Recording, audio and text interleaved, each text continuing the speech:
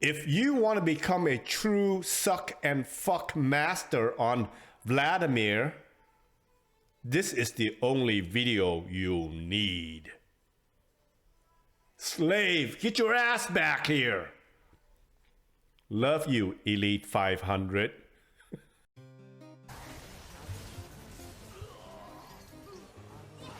Oh, I'm about to kill everything.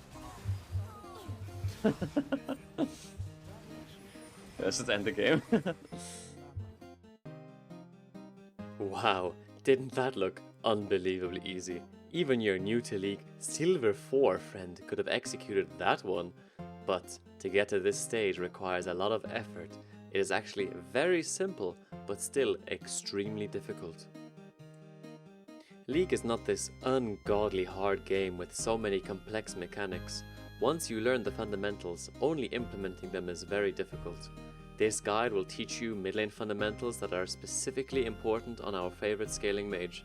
Here is a timeline, feel free to skip ahead or rewatch certain parts. Let us begin with the mindset. How do you consistently win in League? By having a greater impact than your lane opponents. Vladimir's late game with summoners up is unmatched by the entire League of Legends roster. Don't come at me with this Casa Kale can outscale shit, because it is simply not true. And in order to get to that late game, we must play selfish, and just for ourselves. If moving to a fight in River isn't specifically beneficial towards us, we do not take it. Won't I lose all my games if the enemy mid moves and I don't? That's where I play differently than other coin-flipping, hope-to-get-better team Vladimirs. When you look at my stream, sometimes it looks like I have this schizo behavior, just randomly popping ghosts to fight my lane opponent, or randomly ulting. Foolishness! This is actually precise timing towards making the enemy troglodyte mid laner not being able to impact the map at critical points of the game. Again, this is very simple. You are the designated cyber cuck towards the enemy mid. This, combined with denying as many roaming windows as possible, allows us to scale to a state where we are no longer the short kings. It is also very important to try always get the recall off before our lane opponent. This creates a chain reaction. If you recall first and then come back to lane while your lane opponent is recalling, it means you get to come to lane and push the wave out with no lane opponent, giving yourself a window to roam or ward or whatever you fancy without enemy mid being able to, since he's stuck under tower farming.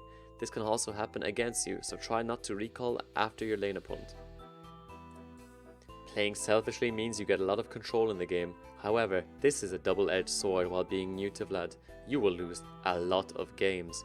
However, Vladimir is the master of the late game, and seeing your teammates as four subsentient slabs of human meat, you will climb to new peaks. Despite people bitching about win rates, I believe Vlad to be in a really good spot right now, with one of the strongest, if not the strongest, 2-item spikes in the entire game, being able to take the game in your own hands before 20 minutes if you played like a human. Next, we have the setup. I personally like running these hyper-scaling runes into every matchup. What's the point in going Ares Scorch when you can't 1v9 anyways after getting kills because enemy Ashe decide to auto-hit you once and surgically remove your Vladimir legs? Despite what you see on stream or in other guides, almost all the runes are perfectly viable. Take Electrocute and Conqueror into more melee enemy comps and Phase Rush into more ranged. However, you can mix and match and even go the Forbidden Predator if need be.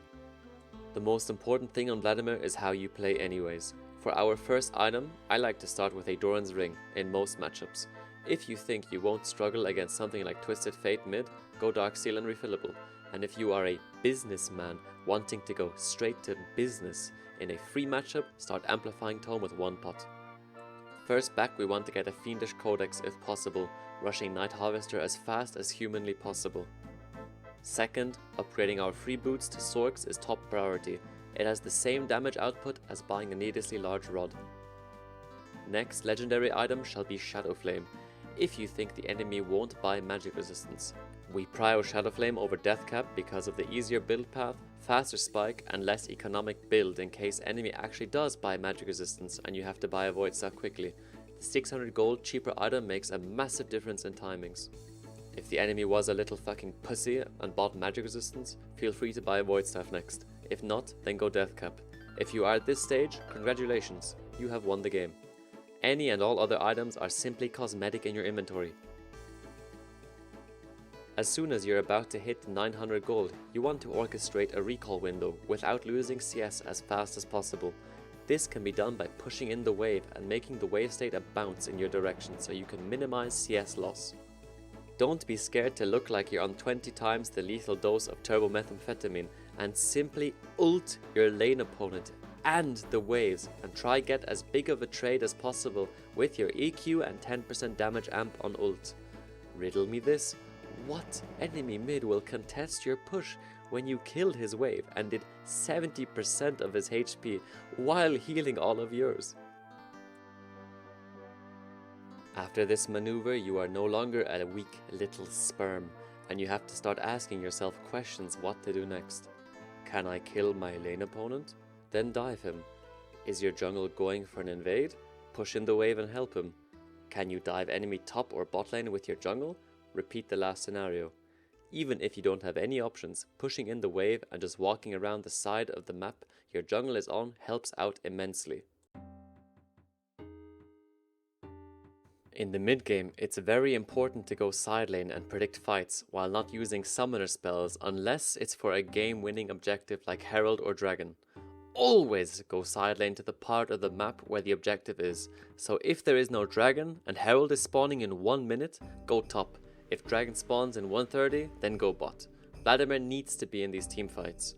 Your impact in these fights is what should win you the game. If your team is getting shit stomped, try at least get 1 dragon, for it delays the enemy's 4 dragon win condition by 5 whole minutes.